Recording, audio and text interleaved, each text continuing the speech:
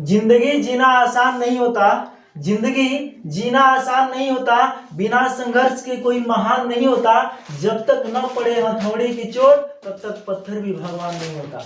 चलिए प्रश्नावली 7.1 के 8वां नंबर क्वेश्चन में हम आते हैं। कह रहा है क्या कि y का वह मान ज्ञात कीजिए जिसके लिए बिंदु P 2 -3 और Q 10y के बीच की दूरी 10 मात्रक है। तो मुझे यहाँ पे जो दो P और Q जो दो बिंदु दिख रहा है और इसका जो निर्देशांक दिया हुआ यहाँ P का जो निर्देशांक 2 -3 है, Q का 10y है, तो इसमें जो y है ना बाबू, इसी का मुझे मान बताना है। और इन दोनों यानी P और Q के बीच की दूरी ये ऑलरेडी दे चुका है कितना 10 मात्रक। तो मुझे यहाँ पे जो y है, ये जो Q का निर्देशांक 10y लिखा हुआ है, इसमें y वाला का मान गायब कर दिया और मुझे उसी का मान बताना है। तो चलिए इसको हम बनाकर आपको दिखाते हैं कि कैसे बनेगा। देखिए यहाँ पे दिया है बिंदु P 2 -3 और Q 10y तथा PQ की दूरी 10 मात्रक है। हमें क्या करना है, y का मान ज्ञात करना है। तो अब दूरी सूत्र हम लोग को पता है, तो PQ का जो मान दिया गया है तो हम PQ वाला सूत्र ही लगा देते हैं। दूरी सूत्र x2 - x1 का whole square plus y2 - y1 का होल स्क्वायर। अब PQ की दूरी मुझे निकालना है, तो यहाँ PQ का दूरी तो ऑलरेडी वो दिया हुआ है, हम PQ की जगह 10 10 10 10 रखते आएंगे। और यहाँ पे x2 - x1, तो x2 का काम कौन करेगा, जो Q वाला है वह x2 y2 और P वाला x1 y1 काम करेगा। तो x2 की जगह हमारा 10 हो गया और माइनस x1 कितना है 2, तो 2 लिख दिए, तो 10 - 2 का होल स्क्वायर प्लस y2 कितना है, तो y2 की जगह y है बाबू, ठीक है ना, तो y2 की जगह y लिख देंगे। और यहाँ पे माइनस, और इसमें जो y1 है वो माइनस में खुद है, तो माइनस फार्मूला का, और ये माइनस क्या हो गया, प्लस हो गया। तो इसलिए हम +3 लिख के इसका होल स्क्वायर कर दिए। यहाँ पे 10 - 2, तो इसको करेंगे तो क्या होगा 8, तो 8 का स्क्वायर प्लस, यहाँ आप देख रहे हैं कि यह a + b के होल स्क्वायर पे, ठीक है, तो इसे हम a + b के होल स्क्वायर पे तोड़ दिए, यानी कि a स्क्वायर, a की जगह y है तो y का स्क्वायर प्लस 2ab, तो 2 फार्मूला का हो गया, और a की जगह y और b की जगह 3, ठीक है, तो 2 × y × 3 plus b square, b की जगह क्या है बाबू 3, तो 3 का स्क्वायर कर दिए। ये 8 का स्क्वायर, ये सब बाकी 10 10 इसमें लिखाएगा। 8 का वर्ग कितना होगा 64, और प्लस ये y स्क्वायर और 2 3 6y हो गया, प्लस 3 का स्क्वायर 9 हो गया।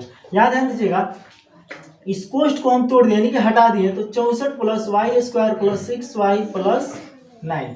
अब यहाँ पे क्या किया है, इस 64 और 9 को जोड़ दिया, तो कितना हो गया 64 और 9 73 हो गया, और रूट अंडर हमारा y square plus 6y plus 73 हो गया। अब हम चाह रहे हैं कि रूट बाहर हो जाए, यानी कि रूट से बाहर हो जाए, तो दोनों तरफ क्या करेंगे वर्ग करेंगे, तो दोनों तरफ वर्ग करेंगे, तो इधर 10 है तो 10 का भी वर्ग करेंगे और प्लस इसका भी वर्ग करेंगे, तो वर्ग करने पर 10 का वर्ग तो 100 हो गया, और इसका जब वर्ग करेंगे तो हमारा रूट क्या होगा हट जाएगा, ये बचेगा हमारा y square plus 6y plus 73।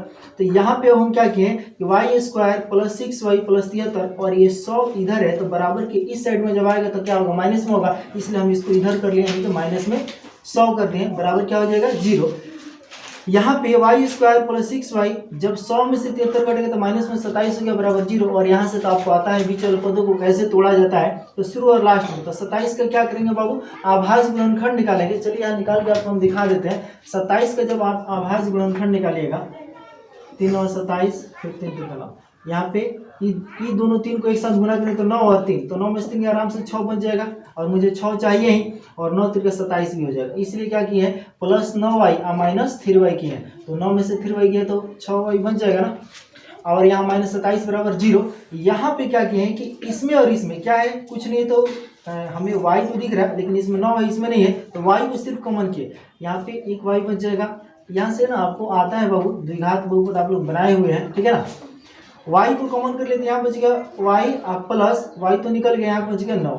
यहाँ पे जो चिन्ह रहता है चुपचाप वो चिन्ह हम दे देते हैं, इस दोनों में क्या है तो 3 है, तो 3 को कॉमन करेंगे, और यहाँ पे y बच गया, ये माइनस माइनस मिलकर क्या हो जाएगा प्लस, और यहाँ पे 3 से 27 से तो 9 बार कटेगा, 3 9 27, तो 9 यहाँ पे बच गया बराबर 0। जो कोष्ठ में रहता है पहले उसको हम लोग निकाल लेते हैं, और जो बगल में जो बगैर कोष्ठ वाला है उसको एक डब्बा में बंद कर देते हैं। तो y + 9 y + 9 दोनों के बदले में 1 ले लिए, और y - 3 को एक साथ कर दिए बराबर 0। यहाँ से हम इस खंड के लिए y + 9 के लिए इसका y का मान निकाल लेते हैं, और y - 3 के लिए अलग अलग दोनों का y का मान निकालते हैं। तो y + 9 बराबर 0, तो y बराबर माइनस में 9, और y - 3 बराबर 0, तो y बराबर प्लस में 3 हो जाएगा। यहाँ पे मुझे y का डबल मान दिख रहा है, ठीक है ना। y का जो डबल मान दिख रहा है, एक -9 और एक क्या है 3 है, तो हम क्या करेंगे, यही हमारा y का आंसर हो जाएगा। अतः y का मान -9 और 3 यही हमारा आंसर हो जाएगा इस प्रश्न का। ठीक है, आप इसका स्क्रीनशॉट ले लीजिए या आप इसे नोट भी कर सकते हैं। चलिए यह वीडियो इसी पे समाप्त होता है और हम फिर मिलते हैं 8वां के बाद 9वां नंबर क्वेश्चन में। और ये जितना भी क्वेश्चन आपको बतला रहे एक एक करके सभी वीडियो पे देखिएगा। और आपका अभी प्रश्नावली 7.1 ही चल रहा है, अभी 2 प्रश्न और है 9 और 10। उसके बाद में हम फिर मिलते हैं अगले वीडियो में, तब तक ले जाएंगे।